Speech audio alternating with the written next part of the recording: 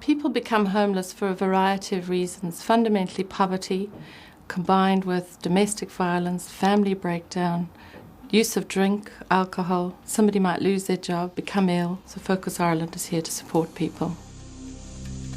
I first became homeless when I was 14. It's a big sort of empty void inside myself, you know. It's about having lost a connection. And then I left care and ended up back on the street again. It happened to anyone. I feel a lot more human today than I've ever felt in my life.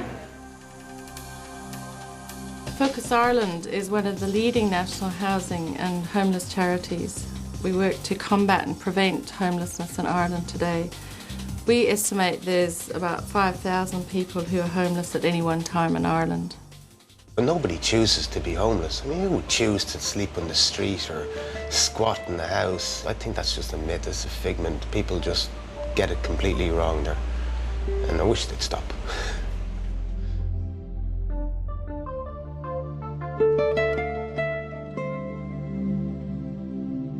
Before I was 18, I didn't have this place, you know. It was different hostels out of hours waiting in Garda stations for social workers to come and see us at night time and bring us to a hostel. They'd bring us to a hostel, we'd stay there for the night. Next morning we'd get up about 8 and be out of the hostel for 9 and walk around then all day until the following night about 12, 1 o'clock and do the same thing. So that's pretty much it.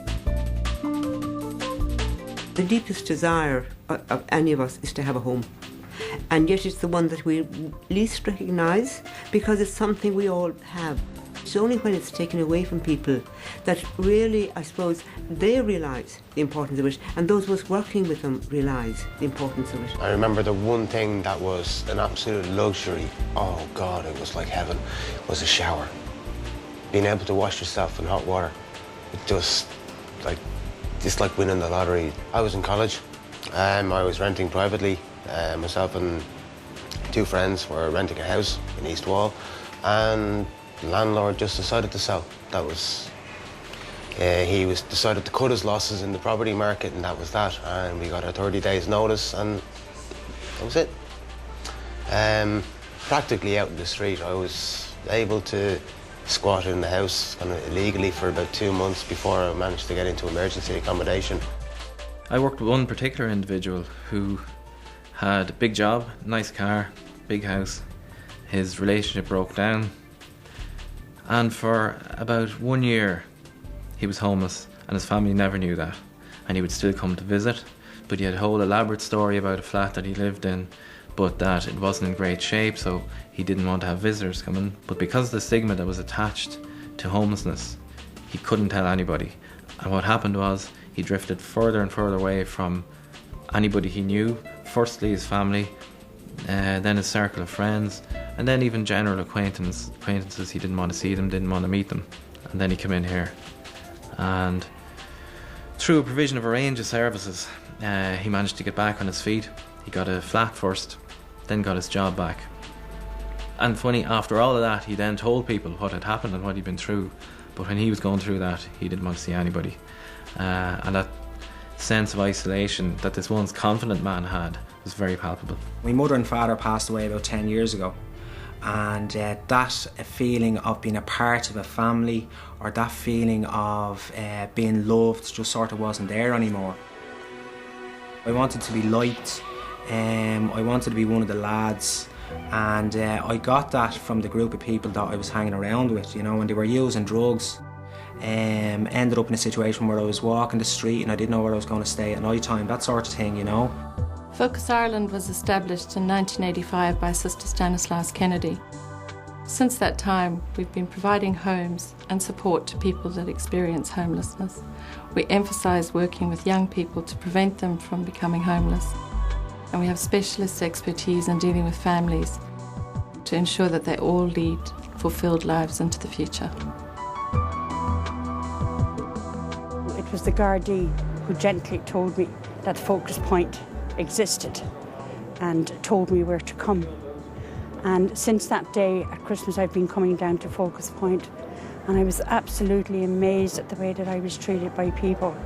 You know, having grown up in a harsh environment, I'm always kind of looking over my shoulder, expecting people to be aggressive with me. I try, I suppose, and put it on the table for friends of mine who might be in really good jobs and getting paid a lot of money, and they have blinkers on and mightn't see it. So it would be something that I try maybe just to kind of introduce for them, that they can start to think about, you know, when they're saying, oh, why can't they get a job? And you're like, well, if somebody's homeless, it's very difficult just to go and get a job. There is a stigma in homelessness, very much so. Although people who are actually homeless, they don't judge, and they're actually very, very good people. Again, stereotypes and homelessness, people make the mistake. I would trust a homeless person before I trust the person in a suit. The extension here in Jones Lane West is a busy service. I look around now as we're filming, maybe what, 15, 20 young people here that can rise to between 30 and 40, depending, just to come in from the cold for a cup of tea and just to get themselves warm, get a meal. There is some level of security. You know, at least you have a roof over your head and you've got a bed at night. Yet there are rules and regulations, there's curfews and things are quite strict on that. And they'd have to be. I thought, like, I'd never end up on the streets. I was saying, so I'd never end up like that. Like, I remember walking through town and seeing people tapping on the ground and all. Like, thank God myself, I've never actually had to sit down and tap. But like, I know a lot of people that do it, and it's just, I wouldn't be able to do it because my family, like, if anybody walked by and seen me, I'd be devastated, you know. But like, there's other places to go. You don't need to tap. I can come here for something to eat, and you know, you can go, like, but I always said I'd never end up like that, but it could happen to anyone. It can happen to anybody. So any people that are watching this start thinking like, there's no point in listening to this, that never happened to me. Think again, because it can happen to anyone.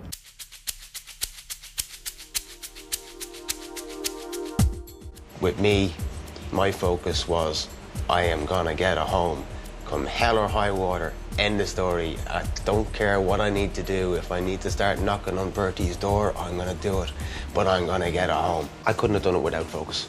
Focus Ireland were fantastic.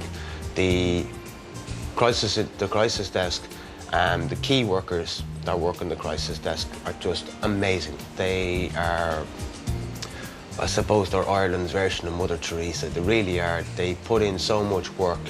They know who to call. They know what buttons to push. They know what strings to pull. They know what favours to call in.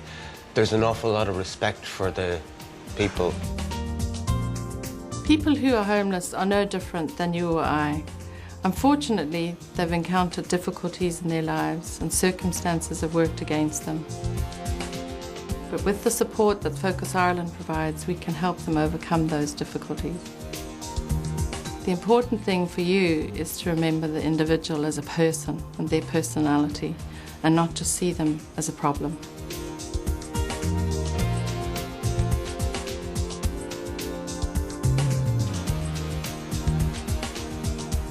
This is Grange Cohen in Waterford, and we have a family transitional programme, a single men's transitional programme and an aftercare service. We tend to support people who find that they have issues that are undermining their ability to manage a tenancy. The work that we do is to help people to manage those issues and live independently into the future. What we find is the issues that young people present with tend to be tied very much into the issues that they had while they were in care. Sometimes they haven't resolved the issues fully. We'll find that they don't actually have the supports that they require when they move on, and they won't have the basic skills that they need to manage a home. So they require a high level of support around those particular areas to enable them to manage a home and live independently and have a good quality of life. Everybody needs access to good quality housing. They need a home. They need a place where they have a sense of security. Having a home is part of what makes us human, helps us be part of society and indeed be a society. To have a home is a place where you can raise your children, look after them and give them a chance of a decent life themselves.